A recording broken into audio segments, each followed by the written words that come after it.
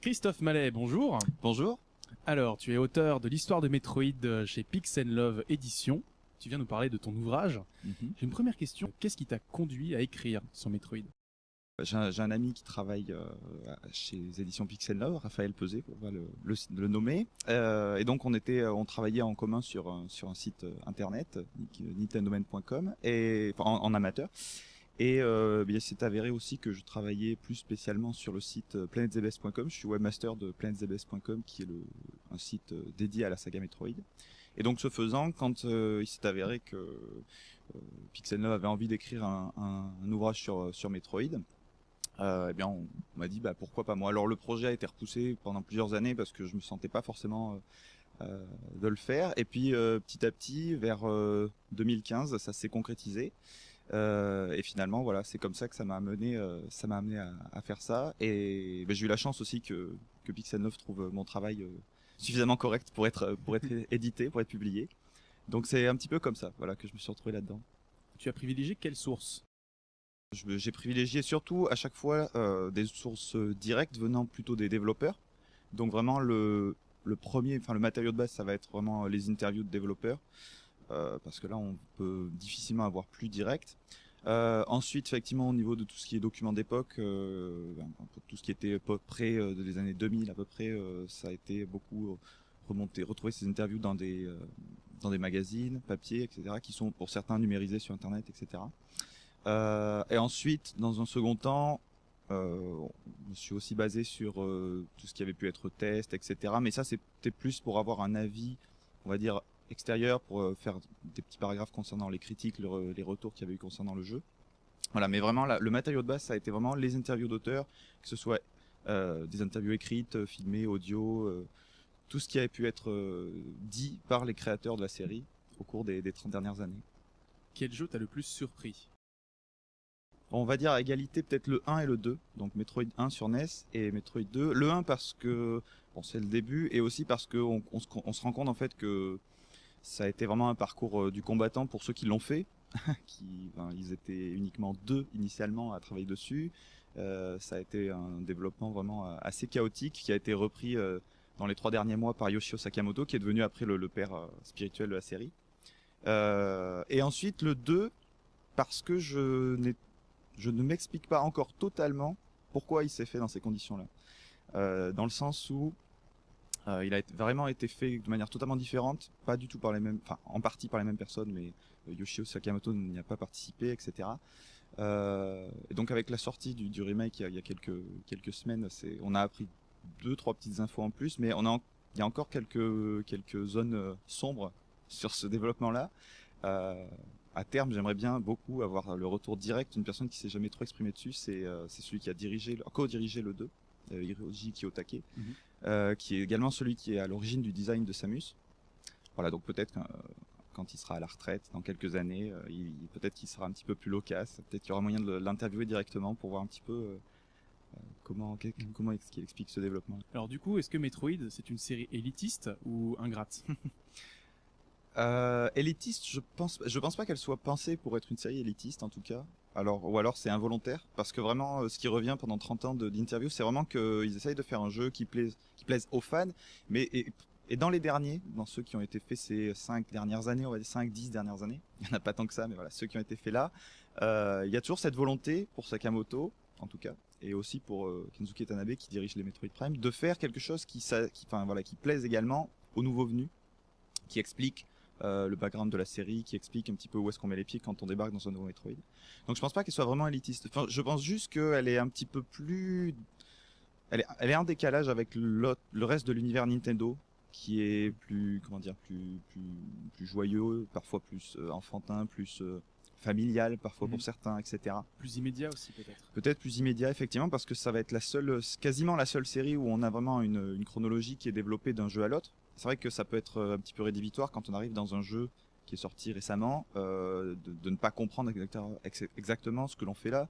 Qu'est-ce que c'est que cette planète, qu'est-ce que c'est qu'un Metroid, etc. Donc c'est vrai, effectivement, peut-être qu'à cause de ça, c'est ça qui va expliquer sans doute aussi les ventes parfois décevantes de certains jeux de la série. Mais je pense pas que ce soit vraiment une volonté d'être élitiste ou quoi que ce soit. Qu'est-ce qui définit selon toi l'ADN de Metroid? Alors bon, je vais pas parler à la place des développeurs, mais sur quoi les gens s'accordent à dire en général, ça va être ce sentiment d'exploration, de découverte d'un univers, de solitude aussi la plupart du temps. C'est quelque chose qui revient, ces allers-retours également incessants entre les différentes zones. Mais je pense pas qu'il faille se priver éventuellement d'apports. Alors je sais pas quels pourraient être les apports éventuels à la série, mais je pense pas qu'il faille se limiter éventuellement à ça, parce que on arrive rapidement à une impasse et au bout de 30 ans on a toujours les mêmes choses, etc., qui se répètent. Mais c'est vrai que c'est difficile de faire évoluer la série. Alors effectivement, Sakamoto a essayé avec Other M, ça a donné ce que ça a donné. Effectivement, c'est pas mon épisode préféré, mais je respecte la volonté du créateur, que j'ai mieux comprise lors de mes recherches aussi. C'est pas forcément ce que les gens attendaient, en tout cas pas tous. C'est ce que lui voulait, pour montrer un petit peu l'envers du décor un petit peu sur le passé de Samus, du personnage, voilà, etc. C'est pas inintéressant de l'avoir fait aussi pour personnifier un petit peu plus Samus, mais bon voilà, c'est pas forcément ce que les gens attendaient. Donc voilà, l'ADN de Metroid, il faut essayer de rester effectivement, je pense, dans quelque chose qui trahisse pas forcément ce qui a été fait dès le début, sachant que avec Metroid Prime dans les années 2000, on a réussi à avoir vraiment quelque chose qui a à la fois conservé les bases des jeux originaux, tout en apportant cette dimension première personne, qui en a frustré quelques-uns, mais qui finalement s'avère, en tout cas personnellement je trouve, qu'il s'avère extrêmement intéressante pour l'exploration d'un univers.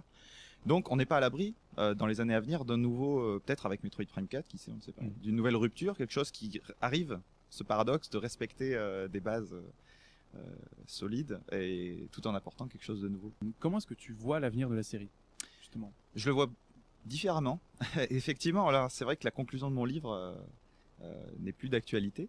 Et donc du coup, effectivement, on a en un seul événement, en fait, ça a été le salon E3 2017, effectivement, où il y a eu cette annonce de Metroid Prime 4, plus l'annonce en catimini de Samus Returns sur 3DS, qui a complètement changé la vision qu'on pouvait avoir de la série, effectivement, quand on restait sur Federation Force sur 3DS, qui avait été extrêmement décrié, qui s'est excessivement mal vendu, qui est la plus mauvaise vente de toute la série. On pouvait être très très pessimiste, effectivement. Et finalement, on se rend compte que non, il y a encore des projets sur cette série. Il y a encore la volonté de faire quelque chose, d'apporter de nouvelles choses. Et ça, c'est très très positif. Et finalement, de second couteau, on pourrait peut-être... Alors, elle deviendra jamais la série aussi forte qu'un Mario, qu'un Zelda, qu'un Mario Kart, quoi que ce soit. Mais elle pourrait devenir, un petit peu plus importante et un petit peu plus mise en valeur dans les années à venir. Si pour Metroid Prime 4 on a la même chose qui s'est passé avec Samus Returns, c'est-à-dire une communication vraiment très très importante, unique dans la série, un collector, une console aux couleurs de Samus, etc. Enfin, c'est vraiment une débauche de moyens qui a été vraiment très importante. Si on a la même chose pour Metroid Prime 4, on peut toucher, grâce à la Switch peut-être, un public qui n'était pas encore touché par Metroid, etc. Et peut-être avoir quelque chose, une série qui devienne un petit peu plus reconnue par le grand public. On peut espérer ça. Même si effectivement ça reste une série de science-fiction avec donc cette chronologie, cette difficulté de l'aborder. Mais pourquoi pas. Quelle était ta réaction à l'annonce de Samus Returns? Ça a été une bonne surprise, une très bonne surprise. Parce que effectivement, je m'attendais pas du tout à ce qu'il y ait quoi que ce soit sur Metroid lors de cette présentation de cette E3 2017, mais vraiment pas. Et donc déjà l'annonce de Metroid Prime 4 a été une très bonne surprise, avec un petit peu de suspicion de recul, en me disant mais bon, est-ce qu'on pourrait pas faire autre chose que juste un 4? Je croyais que la trilogie avait été terminée, donc bon. Oui. mais bon, pourquoi pas, parce que tout ce qui tourne autour de Dark Samus et tout ça apparemment a été terminé. Donc là, d'après ce qu'a dit Tanabe, on va plutôt se diriger vers tout ce qui concerne les chasseurs de primes introduits dans Hunters et tout ça. Donc pourquoi pas, c'est très bien. Et ensuite, assez surpris par la façon dont a été annoncé Samus Returns, complètement en catimini lors du Nintendo Treehouse juste après en démo. D'ailleurs, les gens n'ont pas trop compris dans les 10 premières minutes qu'est-ce que c'est, est-ce que c'est le même, qu'est-ce qui se passe. Et finalement au début un petit peu réticent, parce qu'effectivement on passait sur un modèle des modèles 3D polygonaux. Donc on a abandonné les sprites 2D qui avaient fait la belle époque des Metroid sur Super. Le pixel art, oui, c'est un marqueur identitaire de la série. Exactement. Aussi, et finalement, maintenant que le jeu, que je l'ai eu en main, que je l'ai terminé, c'est quelque chose qui, non, c'est une nouvelle expérience. Elle n'est pas forcément directement comparable à Zero Mission, Fusion, etc. Qu'il y avait sur Game Boy Advance, mais elle est loin d'être désagréable. Elle est très très agréable, j'ai trouvé. C'est encore un autre sentiment. pour un jeu en plus qui méritait, je pense, un remake que j'apprécie beaucoup en tant que fan. Le 2, il est pivot finalement dans l'histoire générale de la série, donc voilà, très très bonne surprise. Tu dis qu'il est limite plus matriciel que Super Metroid. Oui, Super Metroid, c'est juste une relecture, et d'ailleurs Sakamoto l'a conçu comme ça en tant que tel, comme une relecture du premier, pour rajouter tout ce qui n'avait pas pu être fait dans le premier, parce qu'effectivement le premier, lui, il a eu les mains dessus à peine 3 mois, le temps de reprendre le projet, etc. Donc ça a vraiment été fini avec les moyens du bord. Donc sur Super Metroid, c'était vraiment une relecture du premier. Le 2, pour moi, vraiment est capital, parce que c'est à ce moment-là qu'on passe d'une série, enfin d'un jeu one-shot qui aurait pu ne rester que tel quel, qui n'aurait pu être ne jamais connaître de suite, etc., à quelque chose qui va vraiment se développer et pour devenir une saga avec un univers clairement défini, des personnages définis, etc. Donc le 2 pour moi est vraiment capital. Est-ce que Metroid est adaptable au cinéma? Non. Je réponds de but en blanc non, parce que enfin bon, c'est un petit peu péremptoire comme réponse, mais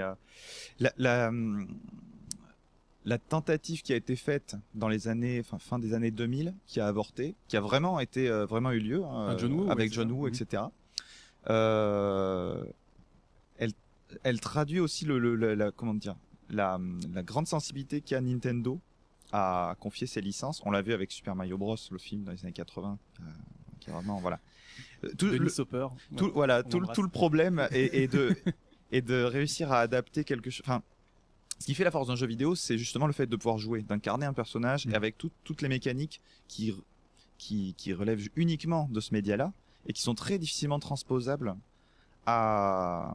au cinéma. Et dans la mesure où en plus Metroid est largement inspiré de la saga Alien, même si effectivement Sakamoto la cite parmi d'autres inspirations, mais effectivement faut quand même... Ridley Scott, j'ai jamais entendu parler. Non, effectivement. Donc voilà, c'est très très très inspiré d'Alien. Donc j'ai du mal à voir exactement ce qui pourrait être fait de plus que juste une redite d'Alien dans un autre univers. Mais après, j'attends d'être surpris. Enfin, je serai le premier heureux de voir une adaptation réussie, de qualité, qui pour. Alors, toute la question aussi, c'est de savoir qu'est-ce qu'on fait. Est-ce qu'on fait quelque chose qui paraphrase un épisode déjà sorti? Est-ce qu'on fait quelque chose qui vient se caler entre deux épisodes? Est-ce qu'on fait quelque chose qui pourrait faire office d'autres épisodes et qui va apporter de nouveaux événements à la série? C'est pas à moi de répondre à ces questions. Je sais pas quelle serait la meilleure voie à suivre, honnêtement. Et je pense que c'est pour ça aussi que ça tourne autour du pot et que ça se fera difficilement. C'est que on marche sur des œufs. On marche vraiment sur des œufs. Et je sais pas en plus s'il y a vraiment un public massif qui pourrait justifier le retour sur investissement c'est ça, dans tel projet. C'est que Metroid au cinéma ça coûterait très cher et que c'est plus facile de faire manga que... Bien sûr, ouais. Et alors il y a eu effectivement des mangas, ce qui est paradoxal, puisque le Japon n'est pas forcément le marché le plus important pour la série, mais il y a quand même eu des mangas qui ne sont pas inintéressants, qui apportent un vrai plus aussi à la série. On pourrait essayer peut-être pour un public occidental de transposer toute l'enfance de Samus. En gros, une transposition peut-être du manga. Ça pourrait être assez intéressant, effectivement. Quel est ton épisode préféré? Clairement, c'est Metroid Prime parce que alors ça va sans doute choquer ceux qui ont connu le premier épisode, le deuxième, etc. Moi, j'ai commencé la série par là. J'étais même pas né en 86, désolé. Je suis né 3 ans plus tard.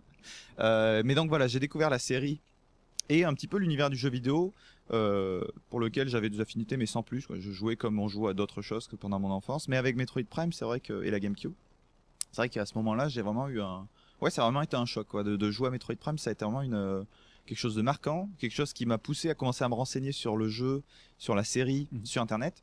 Quelque chose qui a déclenché chez moi l'envie d'en parler aussi, donc ce qui m'a conduit à travailler sur le site Planet ZBS. Donc tu as créé en quelle année du coup? Alors je l'ai pas créé, mais c'est Maël Morin qui a créé le réseau Nintendo Man Plus Planet ZBS. Il a créé en 2003 Planet ZBS, si je dis pas de bêtises, et j'ai repris plus ou moins la gestion vers 2006. Voilà. Alors c'est un site qui a très mal vieilli. Je vais essayer de le retaper dès que j'aurai le temps. Voilà. Je l'ai arpenté un petit peu, Planet ZBS. Non mais Nintendo Man, je traînais pas mal dessus. Bon, c'est quelque chose. Voilà. Parenthèse fermée. J'ai un projet secret effectivement qui n'est pas secret spécialement, mais de vraiment le moderniser pour en faire une vitrine. J'aimerais le faire pour Metroid Prime 4 ou avant, etc. Mais bon bref, parenthèse fermée, c'est que voilà, c'est donc avec Metroid Prime que j'ai découvert cette série. J'ai vraiment été happé par cet univers, par ce qui était retranscrit dans cet épisode. Et c'est à ce moment-là que je me suis commencé à me renseigner, à essayer de jouer au précédent, etc. Et c'est vraiment là que j'ai été happé dans cet univers-là. C'est vrai, pour moi, Metroid Prime, c'est vraiment quelque chose qui, je vais pas dire un chef-d'œuvre, c'est galvaudé comme expression, mais vraiment un jeu très très marquant. Un jeu qui vraiment m'a marqué au trip. Est-ce que ça a créé chez toi une vocation? Non, c'est plutôt l'inverse. C'est justement parce que c'est son approche du vivant. Alors bon, j'étais jeune à l'époque, mais j'aimais déjà beaucoup les sciences naturelles, etc. J'aimais beaucoup me renseigner sur tout ce qui m'entoure. Et cette vision naturaliste de l'univers, à travers le scanner, qui donnait vraiment des informations très poussées sur la géologie, la biologie de l'environnement, j'ai vraiment été... C'est là que ça m'a vraiment touché, c'est que ça a réveillé en moi cette fibre scientifique, biologiste. Ça m'a vraiment marqué, et c'est en partie grâce à ça que ça fait de cet épisode mon épisode préféré, effectivement. Donc la vocation, elle a été là avant. Ça faisait très longtemps que je voulais déjà travailler en paléontologie, etc. Enfin pas au musée, mais en tout cas en paléontologie.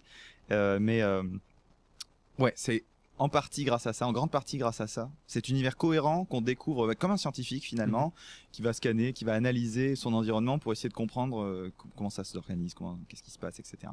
Metroid Prime 4, il y a une possibilité qu'il soit développé par id Software ou Tango Gameworks. Est-ce que t'as eu des bruits de couloir? Non, j'avais pas du tout entendu parler de cette rumeur-là. Ben merci pour l'info, du coup j'irai regarder effectivement. Eh bien pourquoi pas, ça serait pas plus mal de prendre des chefs en FPS pour faire justement un FPS. Avec la possibilité que ça devienne un jeu plus action qu'autre chose. Mais je fais confiance à Kensuke Tanabe pour réussir à garder cette alchimie qu'il y avait. Voilà. Moi, ce qui m'embêterait à titre personnel, ce serait vraiment que Metroid Prime 4 devienne plus action qu'aventure, puisque ce que j'ai dit concernant Metroid Prime, c'est ce que j'aime, c'est ce que je pense beaucoup de gens aiment. Encore une fois, c'est une équipe qui est difficile à garder. Mais ouais, pourquoi pas. En tout cas, d'un point de vue personnel, j'attends avec impatience Doom. Donc toi, tu serais plutôt Team Mikami pour le coup. Oui, ça me semble, ça fait partie de l'ADN de la saga dont on parlait plus tôt. Effectivement, c'est sans l'exploration, ça devient finalement un jeu d'action pas lambda, mais beaucoup plus générique. Et c'est toute cette alchimie qu'il faut respecter, je pense. Merci beaucoup. Merci beaucoup, Christophe. Jeux vidéo, BD, manga, séries et cinéma de genre. L'actu Pop & Geek, c'est dans Hyperlink, votre cocktail de bulles et de pixels, avec Karel et son équipe, tous les dimanches à 16h, en direct sur VL.